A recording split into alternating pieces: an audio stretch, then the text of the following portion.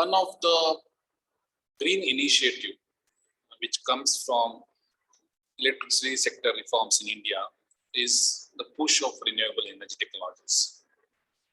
We all know that there's a challenge of climate change, and in order to reduce the greenhouse gas emissions, one needs to reduce the reliance on fossil fuels. And in India, we all know that coal remains an important resource.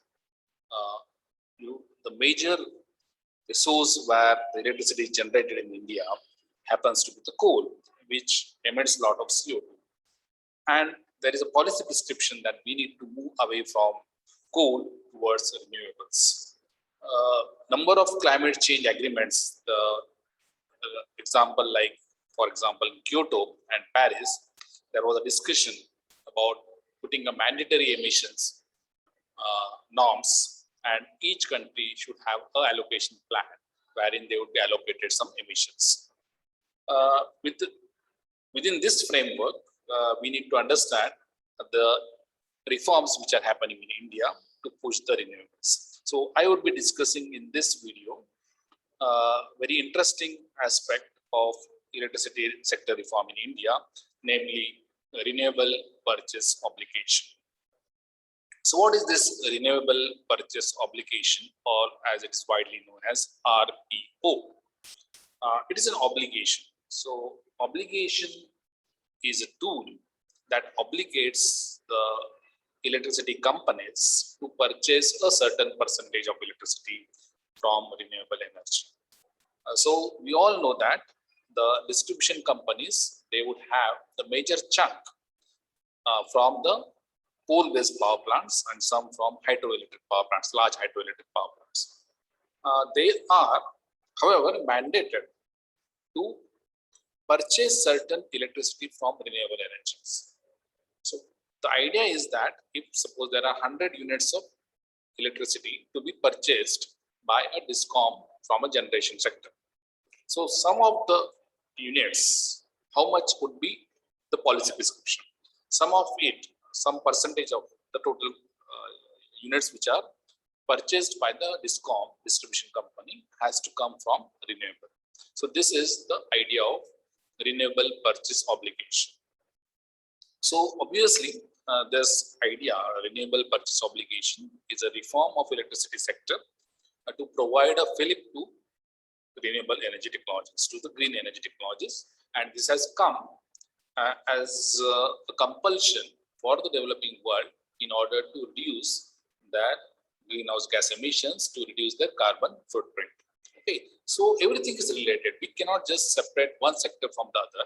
We see that in our all discussions which we are having, you see that macroeconomy is related, climate change is related, and the power sector is related. So everything is related, and hence RPOs, the renewable purchase obligations, are to be understood within that framework.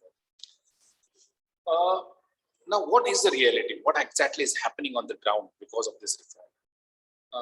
One interesting thing, if you look at the data, you would find that the state electricity companies, the distribution companies, which are government owned, they aren't eager to purchase the renewable energy. They are given certain targets under RPOs, but they are not eager to purchase the renewable energy and meet the targets. There is other alternative to them. That alternative is to purchase what is known as renewable energy certificates. So it is a form of emission trading. Okay. So if you are not able to get the physical electricity from renewable energies, instead you can get a virtual renewable energy certificate.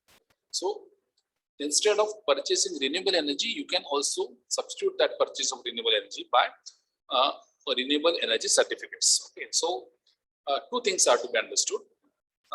There is a target. There is a target which is set by renewable purchase obligation. This target is on the distribution companies. These distribution companies are state-owned. Okay, and we see that they are given two options: either purchase renewable energy or purchase the renewable energy certificates. Okay, so what are renewable energy certificates?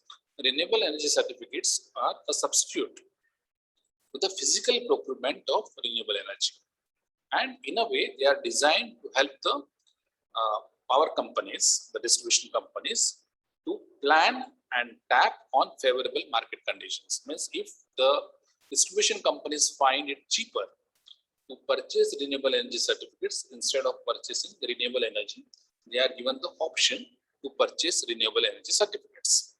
Okay. So two types of renewable energy certificates are traded in the emission market. One is the solar renewable energy certificate, which comes from the generation of electricity from solar photovoltaic power technologies, and other is the other renewable energy technologies, which is non-solar renewable energy technologies, and those certificates are non-solar renewable energy certificates. Now, what if you look at the data, as I was mentioning, the state utilities aren't eager to purchase both the renewable energy as well as to purchase the renewable energy certificates. Now, why are they not doing? Why are they not eager to purchase this in spite of the obligations? And what is the way ahead? The reason is the cost. Okay, we were discussing when we discussed the problem of the state utilities. We said that the major problem of the state electricity companies is the cost. They are not able to strike a balance between their expenditure and revenue. They are not able to get a return on the investments. In fact, we said that they are having a rate of return as low as -40%. Okay, so if they are now mandated to purchase renewable energy, though from an environmental context, this appears to be a good step. From the context of from reducing the impact of climate change, this is a good step.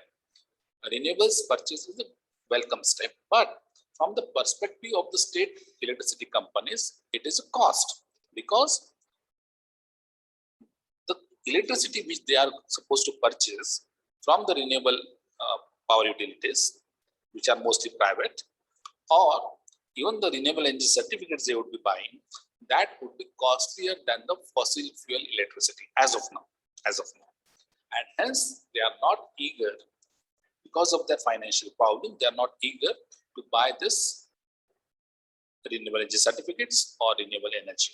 So this is green, but these are costly obligations. So how do we describe renewable purchase obligations from an environmental angle? They are welcome. How do we look at this reform renewable purchase obligation from the perspective of the state utilities? It is costly. Okay. So this understanding, from whose perspective are we looking at things, has to be clearly understood. So in order to see that that renewable purchase obligations are met, government is now trying to improve the compliance. Okay, so they are doing some tricks. For example, they have launched RPO Compliance Cell, where the cell is to coordinate with the states, the Central Electricity Regulatory Commissions and State Electricity Regulatory Commissions on the matters related to RPO compliance. So they need to look into the monthly reports of compliance and then figure out which states, which boards, which electricity companies are not complying with this RPOs, and then they plan to take appropriate action against those companies. Okay. So this is the entire idea of reform of renewable purchase obligation. So to sum up, we can say that renewable purchase obligation is a nice effort, a green effort, a good reform in order to encourage green technologies.